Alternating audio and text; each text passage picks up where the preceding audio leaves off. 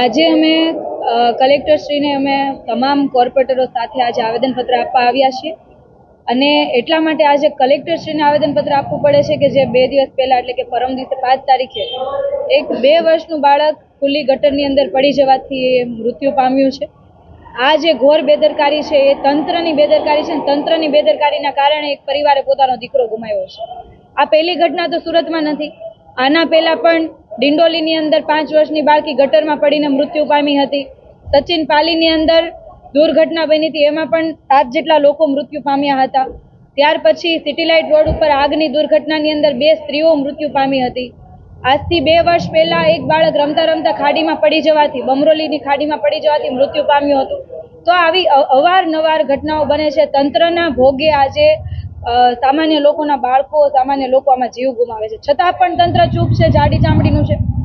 અને જેટલી વખત ઘટનાઓ બને છે એટલી વખત જ્યારે ડેડ બોડી બહાર કાઢવામાં આવે ત્યારે જ આ લોકો ભાજપી શાસકોને તમામ લોકો એવું કહે છે કે ભાઈ ઘણી મહેનતની સફળતા મળી છે, અમે આટલી લાંબી કલાકો સુધી મહેનત કરી એની સફળતા મળી, એટલે ડેડ બોડી બહાર કાઢવાની આ લોકો સફળતા માને છે।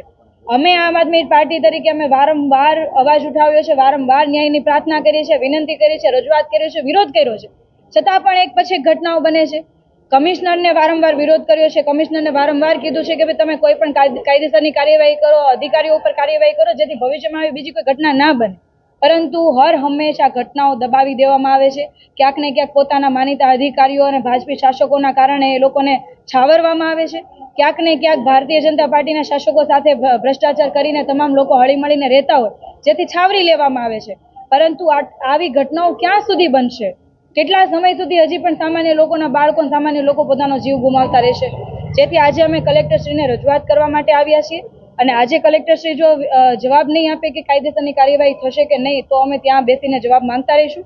અમારી વિપક્ષ તરીકેની એક જ માંગ છે કે આજે જે આ ઘટના બની છે, જે બાળકનું મૃત્યુ થયું છે, એમના પરિવારજનો કાલે રાત્રે મોડે સુધી ન્યાય માંગતા રહ્યા, કહેતા રહ્યા કે ભાઈ અમારે કમિશનર વિરુદ્ધ માનવવધનો ગુનો દાખલ કરવો છે, અમારે ઝોનના અધિકારીઓ વિરુદ્ધ માનવવધનો ગુનો દાખલ કરવો છે, પરંતુ છેલ્લે પોલીસ તંત્રનો પણ એટલો સહકાર નહીં મળ્યો અને છેલ્લે માત્ર ને માત્ર એવું લખાવડાવવામાં આવ્યું છે કે ઝોનના ગટર વિભાગના જે તે જવાબદાર અધિકારી અને કર્મચારી વિરુદ્ધ એ ગુનો દાખલ થયો છે। એટલે મતલબ એવો થશે કે વર્ગ 4ના કર્મચારીઓ વિરુદ્ધ એ લોકો તપાસ બેસાડશે, જે લોકોએ ગટરના ગેરકાયદેસર જોડાણ કર્યા છે એમના વિરુદ્ધ તપાસ થશે, પરંતુ જે મોટા મગરમચ્છ છે એ બચી જશે। એટલે થશે એવું કે ભાઈ મોટા મગરમચ્છ બચી જશે, નાની માછલીઓ પકડાશે અને ફરીવાર આવનારા સમયની અંદર આવી દુર્ઘટનાઓ બનતી રહેશે। એટલે અમારી એક જ માંગ છે, આજે માનનીય કલેક્ટરશ્રીને અને પોલીસ કમિશનરશ્રીને પણ આવેદન આપીશું કે આ જે ફરિયાદ છે, ફરિયાદની અંદર સુરત મહાનગરપાલિકાના કમિશનર શ્રી એવા શાલિનીબેન અગ્રવાલ ઉપર પણ આ માનવવધનો ગુનો દાખલ થવો જોઈએ, ત્યાંના કાર્યપાલક તેજસ પટેલ ઉપર પણ માનવવધનો ગુનો દાખલ થવો જોઈએ, ત્યાંના ઝોનલ ચીફ ધર્મેશ મિસ્ત્રી ઉપર પણ આ માનવવધનો ગુનો દાખલ થવો જોઈએ। જો આવી રીતે કોઈ કાર્યવાહી કરવામાં આવશે તો ભવિષ્યની અંદર સ્માર્ટ સિટીના જે બણગા ફૂંકતી આ સરકાર આવી કોઈ દુર્ઘટના ના બને અને આવી કોઈ દુર્ઘટના સર્જાય અને આવી રીતના કોઈ બાળક કે કોઈ પરિવાર પોતાનો દીકરો ના ગુમાવે, એના માટે આજે અમે રજૂઆત કરવા કલેક્ટરશ્રીને આવ્યા છીએ। પરિવારજનોની પણ માંગણી હતી કે સુરતના મ્યુનિસિપલ કમિશનર, ઝોનલ ચીફ, છેડો આ તમામ ઉપર માનવવધનો ગુનો દાખલ થઈ ફરિયાદની અંદરનું નામજોગ ફરિયાદ એવી અમારી માંગણી છે। તો એ નહીં થાય ને તો પાછી આવી ફરીવાર વારંવાર ફરિયાદો આવ્યા રાખશે ને આપણને ખબર પડશે દુર્ઘટનાની અંદર બાળક મૃત્યુ પામ્યું, ખાડીની અંદર બાળક મૃત્યુ પામે, આવી કેટલી ઘટનાઓ બને છે અને એને રોકવા માટે તમે જ્યારે સ્ટ્રિક્ટલી કોઈ એક્શન લેશો તો જ થશે, બાકી આ કોઈ ઘટના રોકાવાની નથી।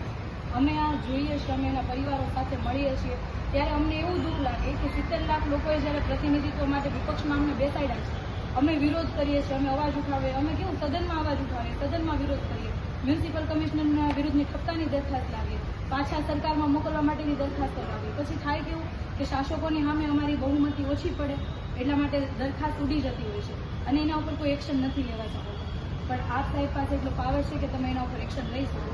હું તમને રિસીવ તો એ કરી નાખું છું, પણ તમને અરજી આપું છું અને આમાં તમે એમના વિરુદ્ધમાં માનવવધનો ગુનો દાખલ કરો, નામજોગ ફરિયાદ થાય એવી અમારી રજૂઆત છે।